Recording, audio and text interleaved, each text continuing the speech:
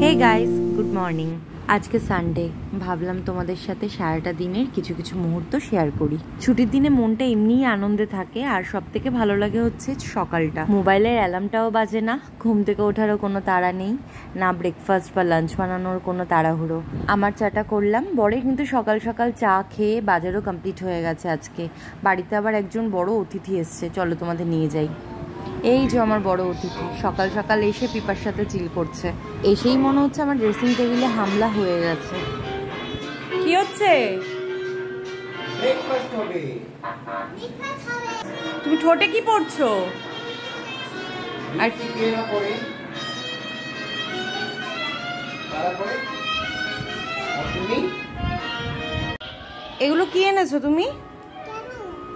কোথা থেকে পেলে? আলমারি থেকে? কেন তুমি পিপার সামনে মুখে হাত দিয়ে বসে?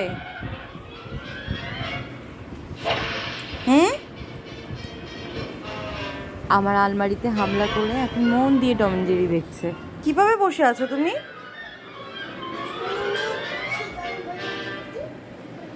এটা কে? এটা কে? নাম কি ওর বলো, মনে আছে তোমার? হোয়াইটি? নাম ভুলে গেছো?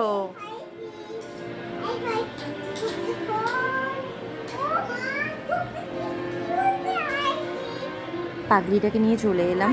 আজকে এই বাড়িতে রান্না হবে, এই বাড়ি বলতে মায়ের বাড়ি। সানডে এক জায়গাতেই রান্না হয়, আমরা একসাথে লাঞ্চটা করি। যারা জানো না তাদের উদ্দেশ্যে বলি, আমার বাবা মার বাড়ি থেকে আমার বাড়ির দূরত্ব 1 থেকে 1.5 মিনিটের। এখানে একটা ইন্টারেস্টিং গল্প আছে, এই ব্যাপারে আমি একটু লাকি, তো সেটা তোমাদের সাথে পরে শেয়ার করব। আজকে বাজার থেকে ও আর মাছ এনেছিল, যেটা নুন হলুদ মাখানো হয়ে গেছে, সাথে দেশি ট্যাংরা। আজকে ট্যাংরা মাছটা একটু অন্যরকমভাবে করব। আর এনেছিল সাথে ভেটকি মাছ। ভেটকিটা ভাপাই করেছি, সেটারই প্রিপারেশন নিচ্ছি। আমি কড়াইয়ের মধ্যে সর্ষে বাটা, কাঁচা লঙ্কা বাটা, হলুদ, সামান্য লঙ্কার গুঁড়ো, নুন আর বেশ খানিকটা তেল দিয়ে একবারে মেখে নিয়েছি। এখানেই ওই নুন হলুদ মাখানো ভেটকি মাছগুলো দিয়ে একদম চাপা ঢাকা দিয়ে কিছুক্ষণের জন্য বসিয়ে দেবো।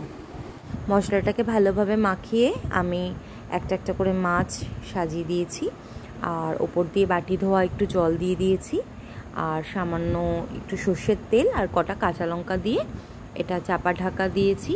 অন্তত 10 থেকে 15 মিনিট এটা সময় লাগবে রান্না হতে। ভেটকি মাছ ভাপা হয়ে গেছে। আমার বাকি দুটো মাছও হয়ে গেছিলো, যেটা আমি ভিডিওটা শেয়ার করতে পারিনি। এটা হচ্ছে ট্যাংরা মাছটা, যেটা আলু দিয়ে করেছিলাম মাখা মাখা। এটা ভেটকি মাছটা, সাথে পেঁয়াজ দিয়ে মুসুর ডাল। আর এখানে করেছিলাম পেঁয়াজ আদা রসুন দিয়ে কষা কষাভাবে আর মাছটা। আর সাথে মা করেছিল পটল সর্ষে চাটনিও ছিল, যেটা এখানে দিতে ভুলে গেছি। তো এটাই আমাদের সানডে লাঞ্চ ছিল। আর কি, সন্ধ্যাবেলা একটু বেরোলাম পুচকুকে নিয়ে, একটু এদিক ওদিক ঘুরে। এখানে একটা ছোট্ট মেলা হচ্ছিল, তো সেখানে একটু নিয়ে গেলাম। ও এনজয় করলো, আমরাও টুকটাক একটু খাওয়া দাওয়া কেনাকাটা করলাম। মেলা মানেই তো জিলিপি আর বাদাম মাস্ট, সেই নিয়ে বেরিয়ে পড়লাম ফুচকা খেতে। কি খাচ্ছ? কটা খাবে? বাড়ি এসে ডিনার সারলাম। বৌদি গিলেমেটে চচ্চড়ি করেছিল, তো সেটা দিয়েই ডিনার করলাম, কারণ এটা আমার খুব খুব প্রিয় খাবার একটা। অনেকেই ভাববে গিলেমেটে খাচ্ছি, তো এটা আমার মানে চিকেনের থেকেও অনেক বেশি প্রিয় এটা। তোমাদের কার কার ভালো লাগে আমাকে জানিও। তো আবারও একটা সানডে শেষ, বেশ ভালো কাটলো দিনটা, তোমাদের সাথে শেয়ার করেও ভালো লাগলো। আবার দেখা হবে নতুন কোনো ভিডিওতে। ভিডিওটা ভালো লাগলে একটু জানিও, আমাকে একটু সাপোর্ট করো। Thank you.